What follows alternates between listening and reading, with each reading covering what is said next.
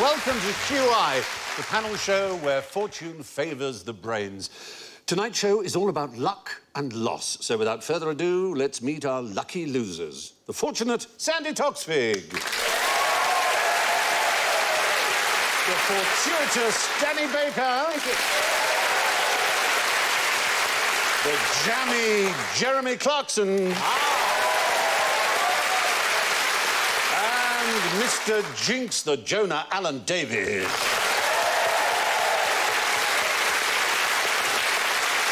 Yeah, I'm afraid your buzzers are a bit of a lottery, so Sandy goes...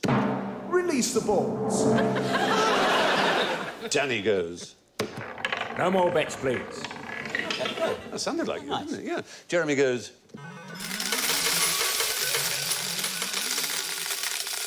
Literally no idea what that was. I think that was a jackpot. Yeah. Now, Alan goes...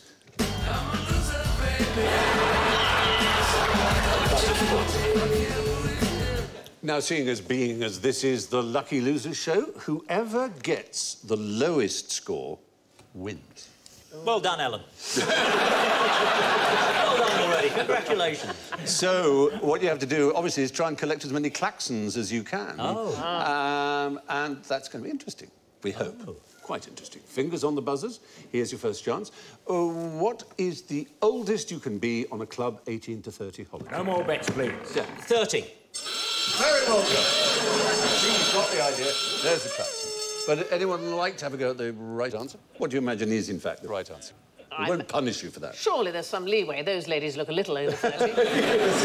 Is it sort of mid-20s? Are they actually... Is it the other one? They should put it down the other way. No, it is a little bit older than 30. 35. 173. 173. That's very good. Is it 31?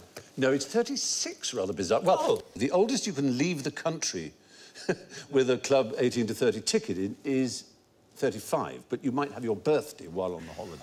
Is there not a degree of sadness in your life if you decide to spend your 36th birthday on an 18 to 30 holiday? That woman on the left just turned 36. I'm so sorry, I've got to go now. Yep, there you go. In theory, you could celebrate your 36th birthday on a Club 18 to 30 holiday. So, what is the youngest you can be? No more bets, please. Yeah. Whoa! 18. Oh, he gets those buttons, doesn't he? I'll have to win. Have another go. Well, clearly they're keen on that margin of error. Yeah. There's clearly some margin of error, so it can't surely be the same margin. It can't be 6 years, it can't be that. No, it wouldn't be 6. That would be awful. 12 to 36. It's a recipe. Perfect match. I'm on the phone to Operation U-Tree as we speak. No, it can't be much more. It's 16 or 17. 17 is the right answer. I'm winning now, so therefore I'm losing. Oh. Yeah. Do you remember they had rather dodgy slogans when they... do you remember any of them that were caused a lot of... You will get fucked. Yeah.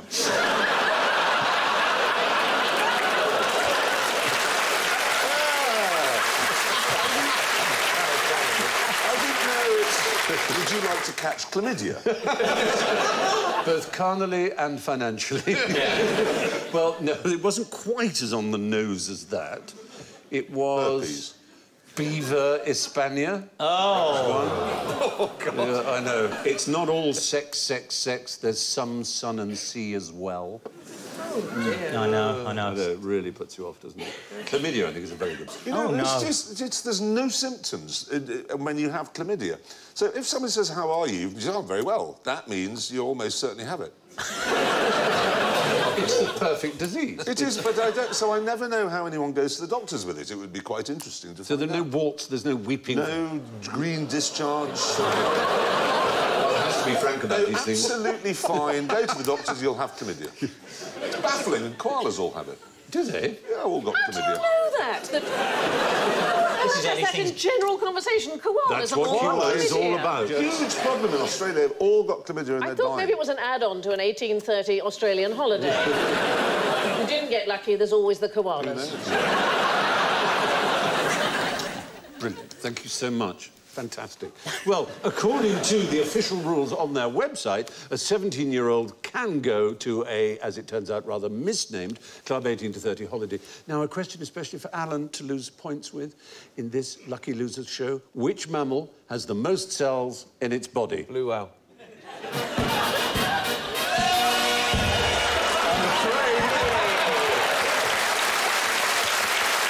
It does. And you get a lot of points for that. It's the blue whale bonus, and you get points. And what do points mean? Right. Bad surprises, yeah. No, it does indeed have the most cells, because it's the largest animal. And the larger the animal, the more the cells. But you can claw your way back if you could tell me, to the nearest trillion, how many cells a human being has. It's a certain trillion. 2. Oh, it's a bit more than that. It's 30 trillion.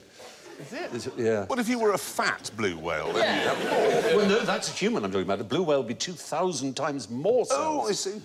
So you would think, because it has more cells, that blue whales would have more cancers, or at least have a greater number of them, because it has so many more cells. And in fact, it has fewer than we do. And nobody knows why. Well, it doesn't smoke. It's obvious reasons. There is that. But it's known as Peto's paradox. Do they die of cancer, whales? All mammals can get it. People who've had cats and dogs will know it's a very sad thing. But, you know, all animals get cancer. So. Oh. So 5 points available, 5 minus points, I should say. If you can tell me what species of whale that is there. Blue. It's not blue, actually. We should have offered you a blue, but in fact that is a... Is it a sperm? No, sperm are the ones with a big Hump. fin. It's a hump. It's a humper. Yeah, humpback. Oh, sperm's got the big head that Yes, fills... huge, filled with stuff. spermaceti, yes, with a milky substance in its head. But to this day, we don't know what it uses it for. It's the general theory is it's something to do with the huge depths it goes down to. And it was used by NASA because it kept its viscosity in minus 400 degrees. I mean, incredibly cold temperatures. It was the same viscosity. Nothing replaced it. But it was basically the whole of the Industrial Revolution ran on whale oil. And if it weren't for John D. Rockefeller cracking crude oil into petroleum and various other, forms like paraffin and so on, the whales would have unquestionably been extinct. So petrol saved the whale. It did. Petrol As saved I've the been whale. saying It's so... for years. It's one of the great ironies of history. It's true. I thought that would please you somehow. It's enormously pleased. You'd rather be a petrol head than a sperm head. Still, as it is the largest... I'd take all the compliments you can get, Terry. Now, before we continue, I should let you know that as this is the L series, one of the questions coming up will have a lavatorial theme. The answer will be wholly lavatorial. And if it is, you can ask if you can spend your penny, right? So if you it's a think... laboratory question, I'll bring that out. Yeah. Right. And you get extra points. That's right. So anyway, moving on. Which good cause benefited from Britain's first lottery? Dale Winton. Dale Winton's tanning salon. I'm sure it did very well. Yeah, there you go. But it wasn't Britain's first lottery. Is it the Bank of England? No, that's a very good point. That was almost like a lottery. There Yeah. shares were issued to raise money. And For the army, virtually, yes, it was virtually like a lottery. But this one was similarly to raise money for a military venture, or at least for a military, perhaps for defence, originally. With Drake? Yes, it was indeed in 1567. It was Drake. So what it was, yeah, it was Armada. Doing in my It head. was, yeah. In my head. I'm very impressed. It was Queen Elizabeth and her navy, and indeed Drake was one of her leading figures. There she is. rank It was. guess. She realised that should King Philip of Spain send the fleet, which in Spanish is Armada? Armada, yes.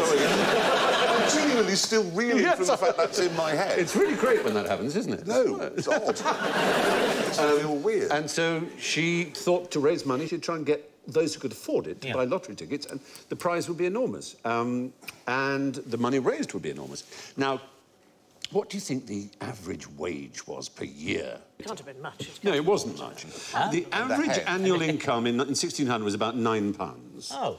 So tickets were 50 pence, we've called it now, 10 shillings each, which is about 3 weeks' wages. Yeah. So only the rich would be able to. Only the rich would be able to. The prize on there was £5,000, 5,000 then pounds, Yeah. which is millions today. Buy America. You buy a huge estate. Plus, it was paid partly in cash, but also in gold and silver and fine tapestry and fabrics, and something really extraordinary to encourage sales.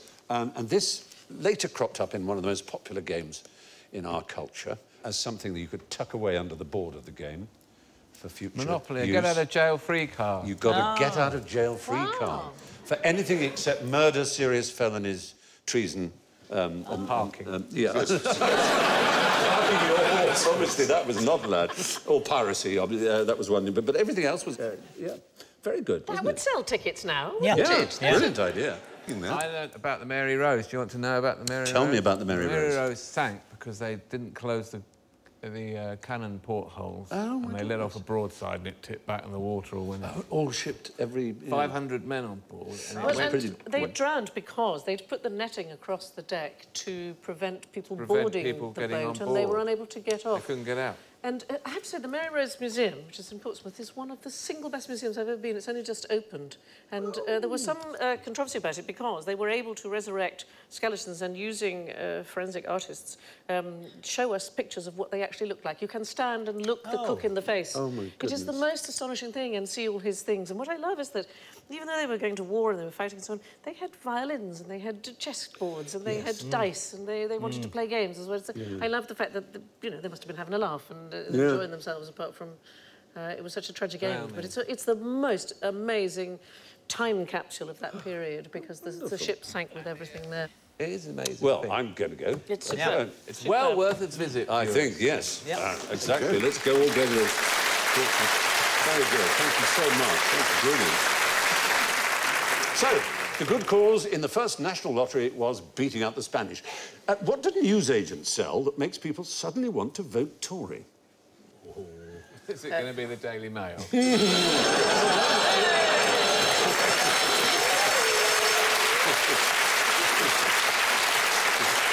It makes me want to vote communist. There you go. Will you get one for the Daily Telegraph as well? Well, you probably might. Yeah!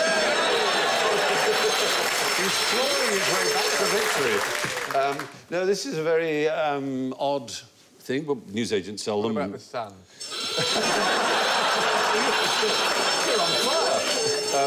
This is not a newspaper, I would now say, but it's something newsagents sell. They sell something that makes you want to vote Conservative. Well, it does if things turn out well after you've bought this particular item. OK. So we're really back to the last question. It's a lottery ticket. It's a lottery ticket. If you win the lottery, many Labour voters who won the lottery said they changed their mind and were now Tory voters. What a depressing comment on humanity. It is a bit Perhaps even more depressing is that the American therapists have a name for the syndrome, which is sudden wealth syndrome, which is presumably what they suffer from whenever they name a syndrome. They make money by deciding you have a syndrome. That's a really boring name for it, though. Couldn't Sudden they come up with wealth. something You'd else? think so, yeah. But these are the same people who said that if you lose someone you love, they die, and you are still...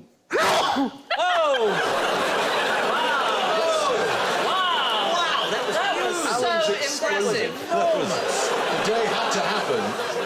That was an explosion. You're right. There are people in California now looking at their seismographs going, Jesus Christ, what is that? Is that because I said the word die? No, don't do it again. So sorry for Sorry, no, it's fine. It was a revolting thing about psychologists who basically said that if someone you love dies and you're still inconsolable with grief 6 months later, that is a mental condition. It's not What's health. that called? Just six I mean, months later, it's called- dead it's person called syndrome. grieving. It's called grieving. It is perfectly reasonable. in fact, I think a syndrome I read of recently is, you know when you come out the pictures and you sneeze? Do you do that when you go from a dark thing or look at the sun? yes, or You look at get the sun, that. yeah. It's got a real fancy name now. I've never sneezed when walking through the dark. Is that not? You don't suffer from it. Don't mock people You who don't do. go, presumably, you don't go to matinees. You go to evening performances. So it comes out and it's dark, but it's Yeah. from the dark into the light. It's a syndrome. It's a real syndrome. We've got the name in front of me. Look, my elves have been busily hacking away. It's called autosomal dominant compelling heliophthalmic outburst. There you go. I want to have him round for dinner.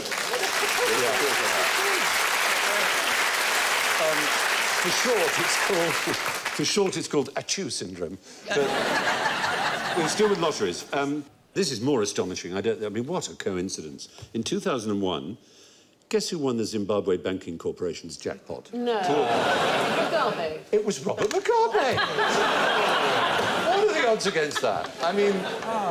Wow, lucky man. Yeah, lucky.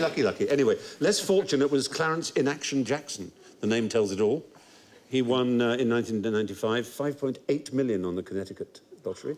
Oh. And didn't get it. Failed to turn up. Pick it up. The collect-by date passed, and they wouldn't pay out. He tried to sue, and he lost. Very sad. And there was a woman in 1980 called Maureen Wilcox who chose the correct winning numbers for both Massachusetts and Rhode Island. Unfortunately, she was burned as a witch. No, she played the Massachusetts numbers in Rhode Island. No, the odds against that was just 30 trillion to 1. Quite. Anyway, yes, lottery winners tend to turn right after collecting their winnings. What's the most disgusting thing a Liberal-Tory coalition has ever done?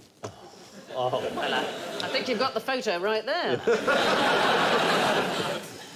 So much choice. I guess it's not this Liberal. It's not this, it's the Liberal Party rather than the Liberal Democratic Party, which is the Lib Dems. Is it Whiggery? Is it? It's not Whiggery, it's later than that. 100 years later, roughly. 1890s, in fact. Is it something to do with sewers? It's in your favourite city, Birmingham, where the bull ring is. It's not sewers. Is it something to do with Thomas Crapper? No, it's nothing to do with... It's not spend a penny It's not. answer.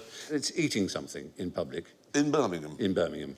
A Liberal person ate something in Birmingham in the 1850s. A group of Liberal It's getting people. closer and closer. It was a scandal that rocked the nation. It wasn't dog shit. It was... A dog. A dog. Oh. They ate a dog. Not only did they celebrated their victory. That was not a real headline. No, we did.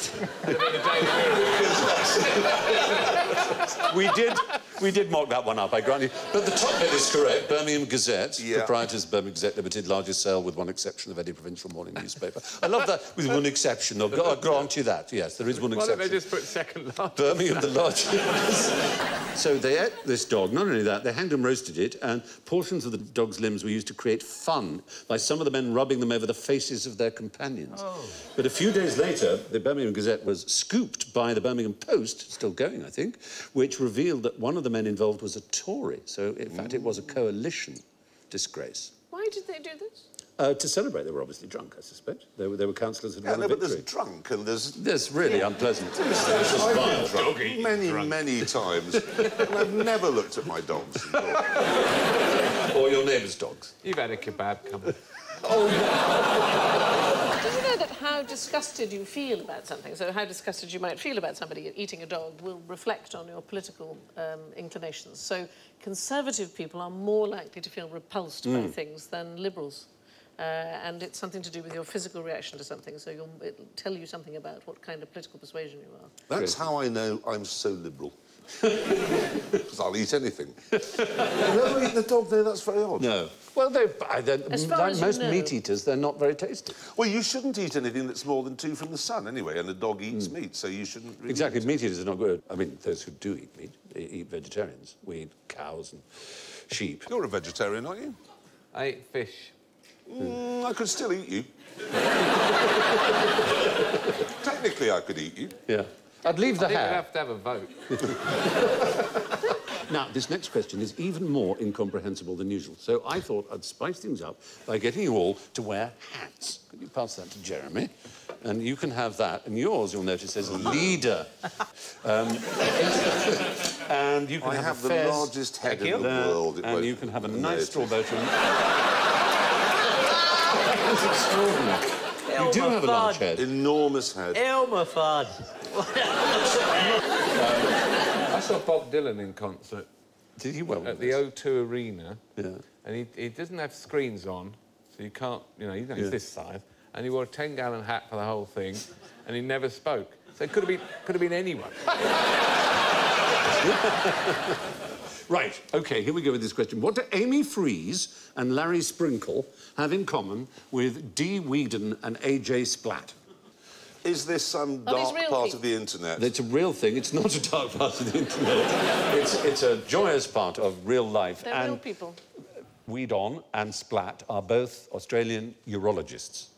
And in other words, they cover splatting and being weed on. Well, not necessarily being weed on. But sorry. And Amy Freeze and Larry Sprinkle are American Chefs. Antifreeze manufacturers. Ice cream. Garden sprinkler. meteorologists, weather forecasters. So it freezes, you get a sprinkle of rain. I believe that's their real name. It really is. Now, what is the name for people having jobs that come after their names? So if you were a baker, say. Yes, exactly. I don't know the My term. dad was a clerk. And your exactly, that would do it. Yeah. It's called nominative determinism. It's called nominative or onomastic determinism because it's you're determined by your name. Nice. I've always been interested by this because there was a family many, many years ago and they were called the Gauntlets. And they christened their son Victor. I knew Victor. He ran Aston Martin. Exactly. He was destined to run Aston Martin simply because his parents had christened him Victor. If they'd called him Stan, he would have been a plumber. You see it all the time, where somebody called Fotherington's Major Fortescue has always got a sandwich shop in Fulham, whereas somebody called Ron Twat is a bit from somewhere. And it's very simple names tend to... I know Ron Twat. Do you? Pretty good builder. Surely Ron Twat should be a gynaecologist. Surely that's... Now you can see... Ron Twat. Dennis Norton, when he used to write with Frank Muir, when they were writing their scripts, they used to get bored and come up with improbable TV shows. And the best one was, by day, she dispensed justice on the streets of LA. By night, she was queen of the music halls. Join us at 8 for Tara Raboom, DA. What a great show. Tara Raboom, DA. Oh, that's brilliant. I love it. That was my favourite one of those. Well, some examples you might know. They're called aptronyms as well because they're apt nyms. Mark Avery, where would he work? In an A.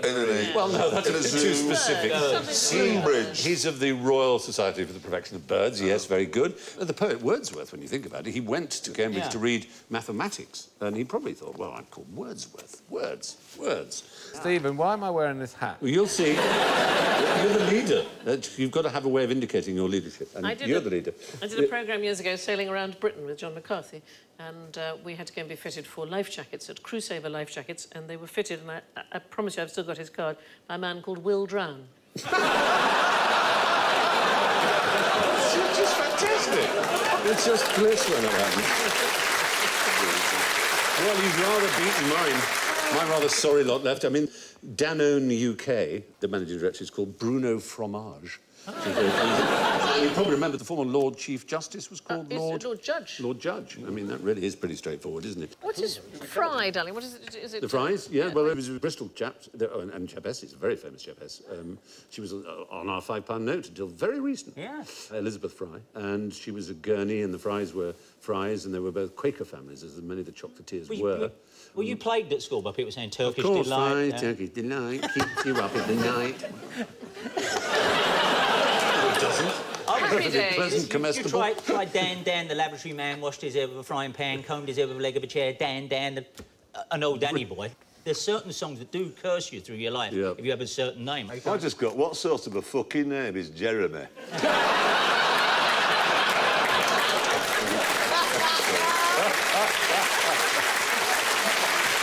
Just a couple of nominative determinism facts. One is this fellow called Robert Lane, who was a New Yorker who, for various reasons, decided to give his sixth child the name Winner, and his seventh and last child, rather unkindly, Loser. Some kind of extraordinary experiment, but it at least reversed the effect you might expect. And Loser Lane, known as Lou, went on to become a pillar of the NYPD and probably arresting his older brother, Winner, who was arrested for burglary more than 30 times. So it didn't work at all. Now, if I told you that two of our biggest fans are called Joyce Baker and Amanda Pastry, what do you think you might have handed out to you? Is it cake? Well, it's not cake, actually. It's biscuits, so you can help yourself. You have to eat them all. Well, it's nice, but mildly disappointing. Yeah. Yeah, you've got to eat them. This is all part of the experiment that you eat me up. Did it yours? Okay. The third one has to go, and Alan's taken the third one, and that's the important thing. Because he's got the word leader on it, this happens in experiment after experiment with human beings. If you tell someone they're the leader, and you give them 3 or something, an odd number, with an even number of people, the leader is basically always takes. Well, it's a bit like my father once went out for tea with somebody, and 2 cakes were delivered. One was very small, one was very large. And the chap just leant over and took the large one, and my dad said, if that had been me and I went first, I would have taken the small one. He said, well, you've got it anyway, so what are you complaining about? That's so logical. It's brilliant. I think boys and girls have a very different way of doing this. I was once at a party, and they were handing out things on the slate they seem to do nowadays with canapés. Yes. And there were Slate 2 small canapés on this piece of slate, and there were 3 of us. And all 3 of us went, no, that's very kind. Thank you, like that. And as we were saying it, a man walked past, picked up one canapé, put it on top of the other, and ate them both. Excellent. So he ate the other one, not just because he's Alan Davis. But because he's got leader, and he felt like somehow it was just put into his brain that he was the leader, and he would have that. It's not behavioural. Behavioural sciences. I was looking forward to that biscuit. Hand in your plates. It doesn't help that I forgot I'd got leader on my hat. Yeah. Oh, well, you forgot you were the leader. That really doesn't help. No. No. I'll eat those as well, if you like. What? Right, so, skimming on. What did lucky old Edward VII use this for? Oh, I say. I say lucky, I mean, it's extraordinary. Oh, God. What do we know about it? No, quite wrong. He didn't poo on yellow silk. No, You thought it lifted up into it's a... a commode. Yes, I did. Is it sexual of some kind of It was sexual, yeah. It's sexual, and I'm not going to say it on television, frankly. I'll just be in trouble. Well, no, you won't. I mean, it's not... I mean, it's... Well, I will a bit. Yeah. For what I've got in mind, if I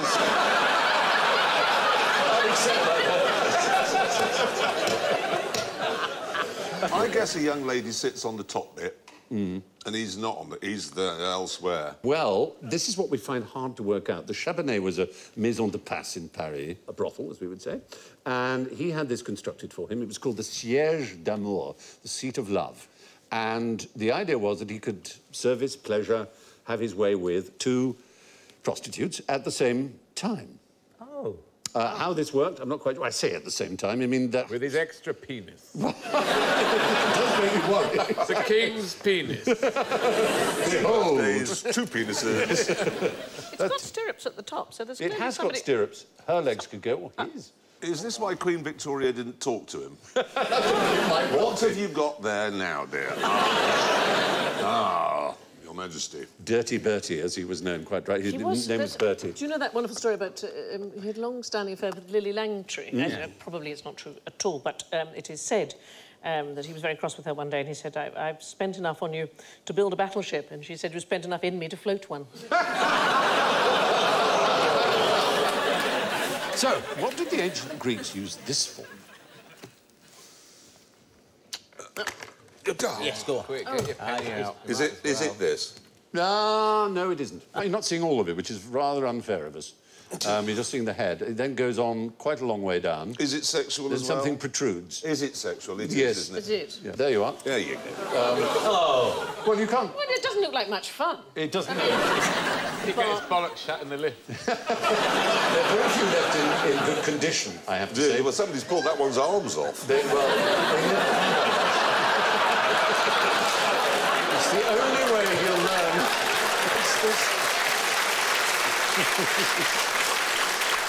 The only way he'll learn not to play with himself. These were called Hermes, as in Hermes, the god. And these were little pillars, or large pillars in some cases, with a phallus on them, and they were rubbed in oil, and then, as you passed one, you'd give it a good fondle. There you are, another one there. Oh!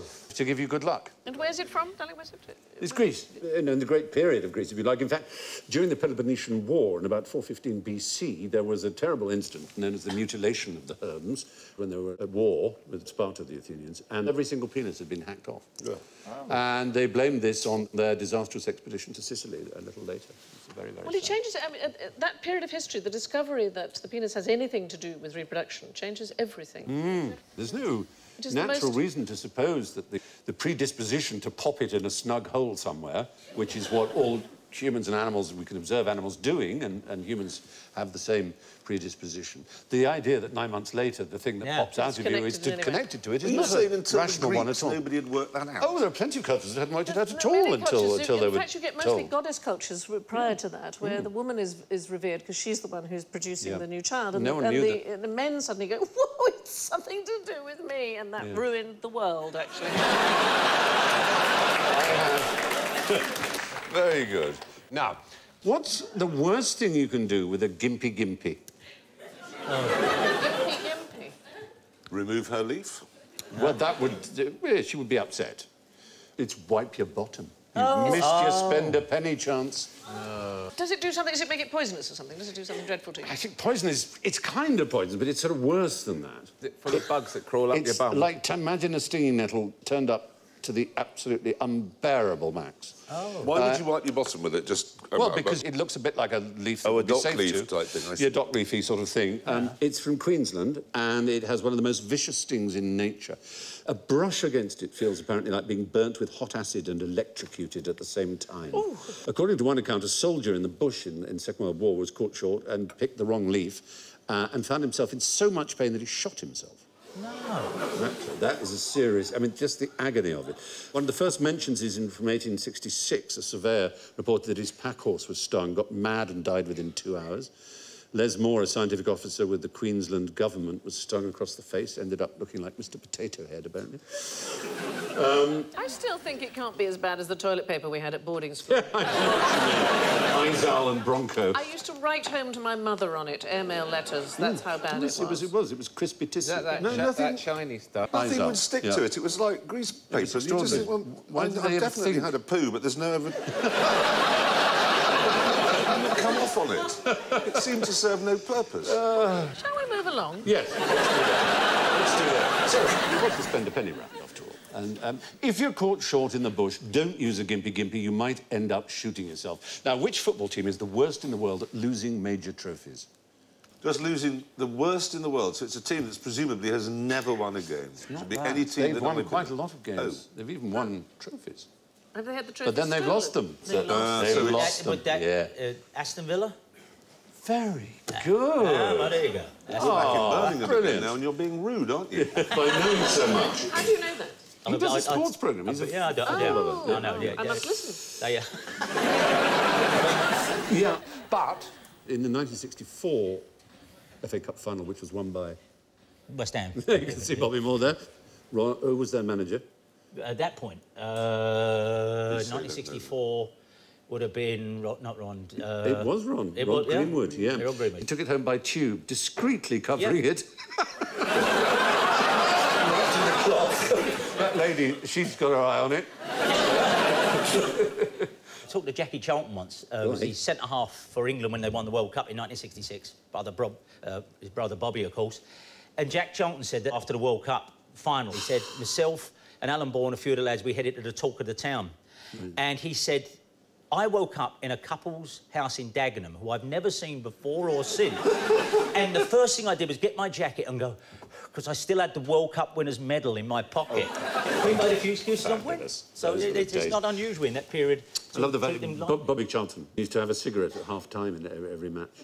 There's a wonderful ladies' football team called the Dick Kerr Ladies, and the Dick Kerr Ladies existed for years and years. In fact, during the Second World War, they were the most popular football team, and there was a woman who used to play for them who smoked Woodbines while playing. Well, Ron Greenwood had good reason to be worried, and that's the point. Football trophies do have a history of going missing. And Aston Villa seem to have been more to blame than anyone else. In 1895, their FA Cup was stolen from the window of a sports shop in Birmingham. And 63 years later, a man called Harry Burge confessed that he had been the man who'd stolen it, and he'd melted it down and made counterfeit half-crown coins. Wow. The second major trophy to have been mislaid by Aston Villa was the European Cup in... what year did 1981. Yes, they mislaid it in 82. Two members of the... 1982. It would have been, yes. Two members of the team decided to take the cup to a darts match where it disappeared. And many years later, a man called Adrian Reed was identified as the culprit. He took it to a local police station, but it didn't end there because the police decided to have a football match for it. So they kept it so that they could brag about being the European Cup winners. And the FA Cup gets damaged so much every year that it has to get repaired every single year because it gets bashed about in the bath. I love they've got a pot of tea by the bar. Yeah. Yes. My father-in-law. Yeah, brew up. Is Yeah. very nice. Well, you always used to see them quite often. You'd see them drinking milk. I mean, that's been this early sponsorship thing. But always after the FA Bottle Cup of milk. Just remember this now. In the post-match interviews, they'd be standing holding a pint of milk. The last thing you want, actually. Well, it's probably sponsored by the milk Yeah, it would have board. been the milk So, marketing board. Aston Villa may not have a great record of winning trophies, but they have a rather impressive record of losing them. Speaking of losers, it's time for the lucky dip that is general ignorance. Fingers on buzzers, please. And don't forget that tonight the lowest scorer will be the winner. Which day is added to a leap year? Yeah. February the 29th. Yeah, well done, absolutely. No, it isn't. Right, well, it is. Standing my ground on this one. What is... They squeeze into the middle of February and add an extra 24th, so then the 24th becomes the 25th, 25th becomes 26th, 26th becomes 27th, 27th becomes 28th, 28th becomes 29th. The reason for that is that the Roman calendar was divided into three, the calends, the nones and the ides, and when it came to discovering, which they did, that a year was actually not 365 days, but 365 days and a quarter, they added it into one of those calendar series. Now, you may say this is just ridiculous. They added 29, but they didn't. And, in fact, the proof of this is that in Denmark, the day on which a woman is allowed to propose to a man is the 24th of February, not the 29th. So there's an extra day... That's the reason. There's an extra day in the middle of February that, apart from Denmark, nobody else has noticed. Well, the Catholic Church did until the 70s, so it was St. Matthias's Day. So vicars would go, no, it's the secret day today. Yeah. St. Matthias's Day was the 24th of February, but on leap years it was the 25th. I was with you, Alan. Yeah, I know, quite. But it's good, because he got his extra points. Yeah. He did? Yeah. You You don't lucky forget bastard, that. as it turns out. The day you add for a leap year is actually February the 24th. In which year did World War II begin? No more bets, please. Oh, yes. 1939. Well, now there, well done. Coming up on the rail. Yes, absolutely. Overuse of the whip. I just want to make sure it's working. Yes, he's still winning. Yeah. 39.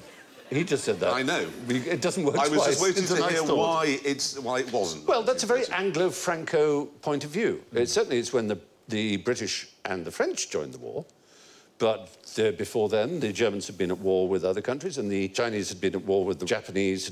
That was a very global sort of event. It spread out, and of course there were alliances and other such things. So you could argue it was 37. You could argue it was 35. You could say the Spanish Civil War, with all the international brigades that went in, that was the beginning of a world conflict. But could it, strictly speaking, be the World War at that point? I mean, how many countries Some does of it the World take? War. I Some don't of them, know. you know. It I certainly mean, is nothing like the entire globe. Austria-Hungary is probably not enough. No.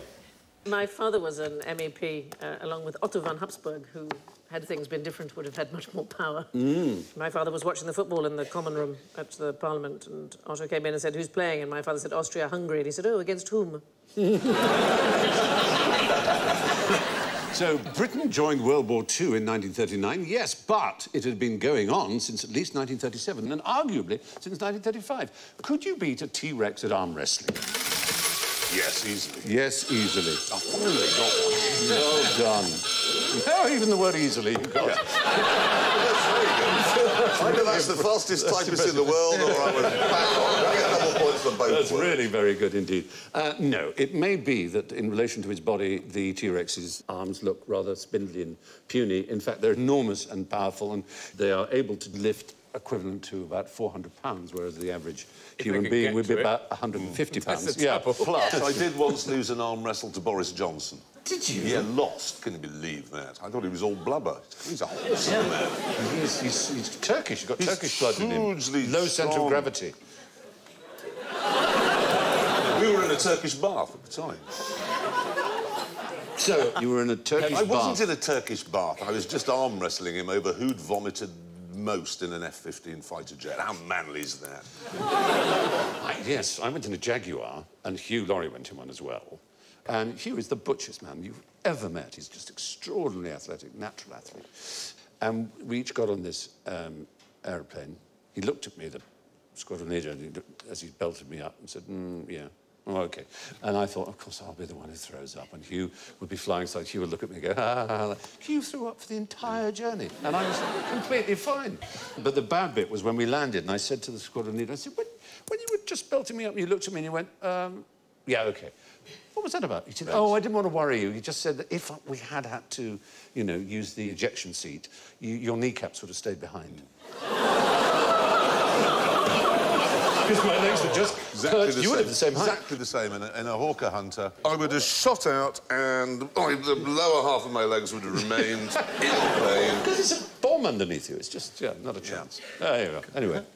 God, I was sick. I was supposed to be dropping a laser-guided bomb. And I had these 3 screens, and you have to... This was a dream. Yeah, I kept vomiting all over the screens. And so, and I missed not just the target, but all of North Carolina with my bomb. I have no idea where it landed to this day. I was sick a lot into their machinery. Well, despite having mimsy arms, tyrannosaurs were very strong indeed. What is the length of an Olympic swimming pool? No more rocks, please. 50 metres. Oh. 100 metres. Oh, 50 metres, no. It is counted as 50 metres, but it isn't 50 metres. 50 metres. According to the Fédération Internationale Natation, de Natation of Swimming. Those bastards.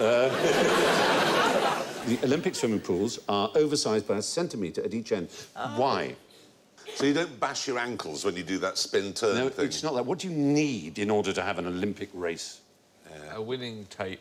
Well, you need a lap counter and you need something that makes sure that the guy has completed the lap or the girl has completed the sensor pad. At each lane, you need one of those, which is a centimetre at each end. What about peeing in the pool? Is that considered a bad thing by Olympic swimmers? Oh, it is bad. It's very bad, isn't it? Pooing's right out, but... I think it does something with the chlorine. It mixes with the chlorine. Well, Olympic swimmers are perfectly happy to do it and perfectly happy to admit that they do it. And Michael Phelps, of course, the greatest Olympian of all time in terms of his medal haul, the old bucket hands himself. Oh, Pissy Phelps. He says, yeah. He says...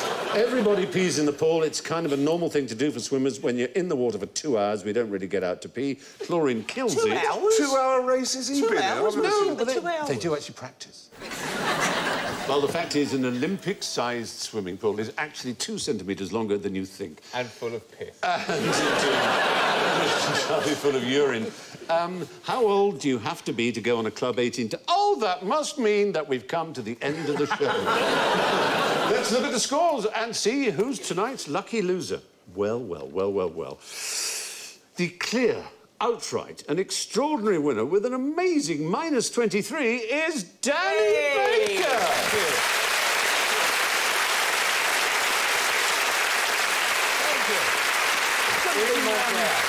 In second place, with a very, very impressive -5, Jeremy Clarkson. The wrong side of the ledger with +3, Sandy Toksvig.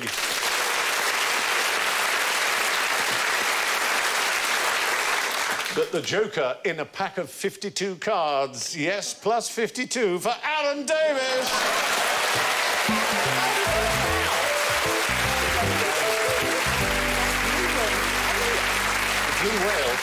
The blue whale was a very bad call. That's all from Sandy, Danny, Jeremy, Alan and me, and I leave you with the last word from actor Edmund Gwenn. When asked if dying was tough, he said, yes, it's tough, but not as tough as doing comedy. Good night.